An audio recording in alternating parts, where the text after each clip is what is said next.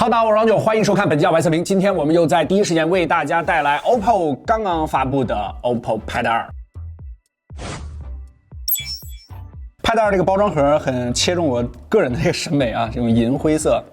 这种条纹处理有点像那种星际穿越的感觉。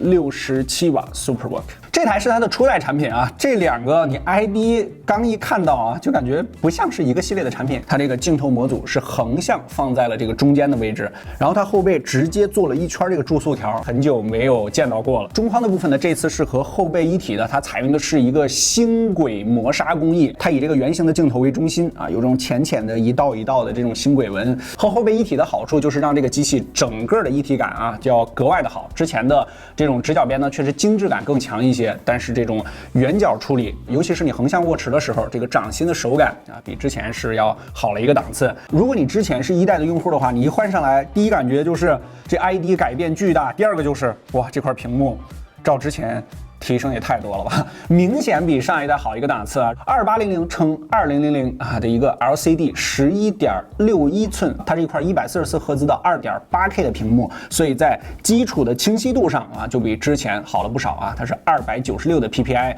比例方面呢，其实比较少见，它是一个7:5的比例，也就是说在横向握持的时候，在顶边是要比之前，比如说10.9的这些平板呢，多出来一小条了。如果你是分屏或者说办公操作的话，在这个视野上呢，就要更好一些。高刷上面它是有5档调节，亮度方面在前期的体验之中呢也没啥问题，它全屏呢可以达到500尼特啊，还是比较高的。OS 里面各种各样的这个动效配合它这块全新的屏幕啊，你感觉这系统都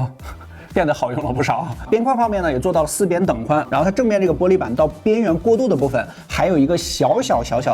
小斜坡啊，就为了改善你划过边缘的时候这个手感。显示效果上呢，我们在同环境同机位啊，再拉上 Air 5，大家可以自行对比一下。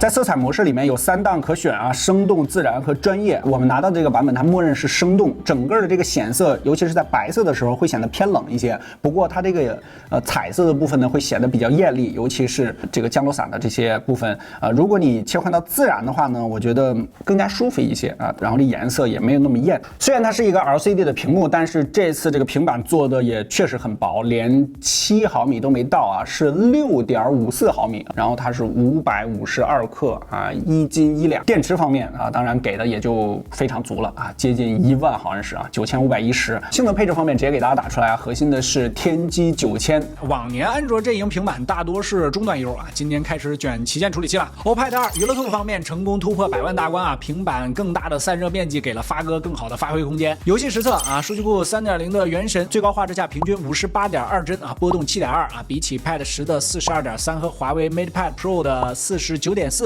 表现还是挺不错的。单看功耗啊，10.3确实要高，不过它是大屏设备，在可接受范围内。温度方面呢，45.9摄氏度，发热主要集中在左上角的位置，握持的时候碰不到主发热区。总体上天玑9000在 OPPO Pad 2上的表现还是 OK 的。这个 ID 我就是感觉很熟悉啊，想了半天把这机器拿过来了，大家可以评论弹幕一下，知道这机是哪个吗？R11啊，它这个侧边，然后包括它的这个注塑的天线条啊，都和这个产品有点像，我觉得。我们这台呢是光羽金，这次它还有一个星云灰的这个配色啊，更加适合男生一些。这个镜头放在横向的中间，满分10分，大家给几分呢？可以评论弹幕。我觉得这是一个很主观的事情啊。键盘，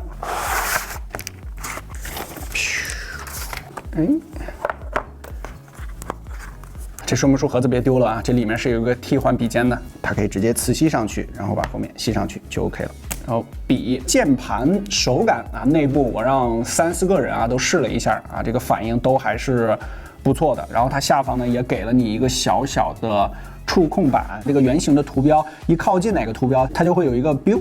自动吸附的感觉一个小动画，好像是一个灯照在这个图标上一样啊。因为它下面的这个触控板面积是比较小的，这个磁吸呢就更加可以辅助你找到你想要的这个图标。它手势操作也比较全啊，基本上都是通过3指实现的。上滑暂停一下的话，它直接就进入多任务；3指直接上滑是回到主界面，然后4指捏合的话就是浮窗。然后磁吸方面这些都没有问题，各个方向里都可以直接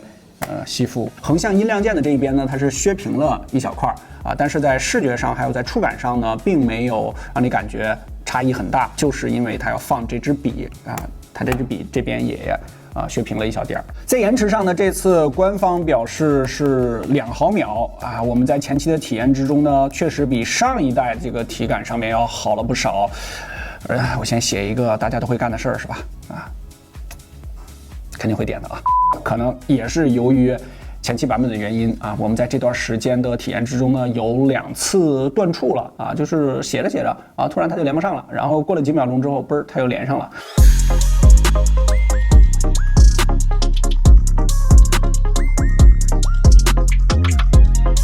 对于平板软件互联自然是重点。先说软件这个双指分屏、快捷浮窗、平行视窗这些老生常谈的功能，在之前 OPPO Pad 上面已经都做得比较成熟了。OPPO Pad 2这次针对一些细节又做了一些改进，比如上一代的系统控制中心横屏使用的时候会根据下拉位置显示在相应的位置，但总会有半边屏幕空闲出来。而这一代呢，改变了系统布局，你下拉控制中心，左边是系统开关右边显示通知所有信息一目了然，操作和浏览都不用2次下拉算是很好的利用了这块大屏。多设备互联，上一代想要跨屏互联需要在手机和平板上连续操作5步才能实现并且每次关闭后重新打开都需要再次重复操作。到了 OPPO Pad 2只需要在平板和手机上登录同一环台账号保持蓝牙打开。当手机和平板处于一定范围内就会自动完成连接并且只需要连接1次。连接之后支持应用接力镜面跨屏、无感通信共享等等功能。应用接力和镜面跨屏还是挺方便的。比如说你在 OPPO 手机上观看一个视频，打开平板时，这右下角导航栏就会出现一个带有手机图标的 app， 点击之后手机上的视频就会无缝衔接到平板上面继续播放了。如果是浏览器 WPS 优酷这些支持数据连接的应用，会在平板端直接打开本地 app， 体验上会更加丝滑。平板上的跨屏小窗在使用部分应用时会随着手机的握持方向而变化。比如当你打开相机横向拍摄时其他平板依然是竖置显示，而 OPPO 就多做了一步不用你在手动改变平板的方向。大家可以把细节2个字打在公屏上无感通信共享可以让 OPPO Pad 2共享手机的完整通信功能，比如说打电话、接电话也可以直接在平板上面操作，并且支持5G 双卡通信。在使用卡1通话时，这卡2来电你可以直接接通不过我希望有的时候能够更加智能一点，比如我正在使用手机时收到来电，平板是不是就不用再响了？验证码和短信也会显示在平板上不用2个设备间来回复制输入。共享手机的流量网络也无需手动开启热点。大家都知道这设备开热点是非常容易发烫，也挺费电的。省去这一步呢，可以省心不少而当手机连上新 WiFi 时平板也无需输入密码，直接自动同步连接。OPPO 这次还带来了一款支持降噪功能的耳机 OPPO Enco Free 3，互联上你再使用谁时，它就能自动连接到哪台设备上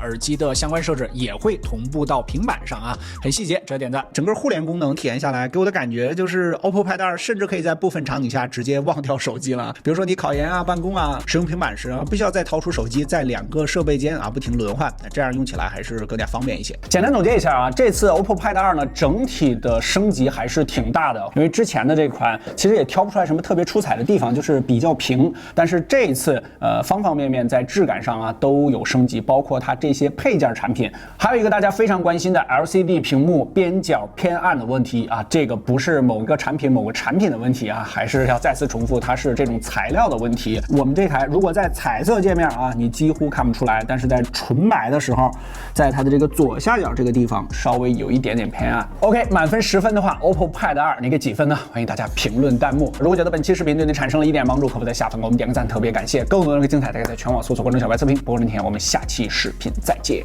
拜拜。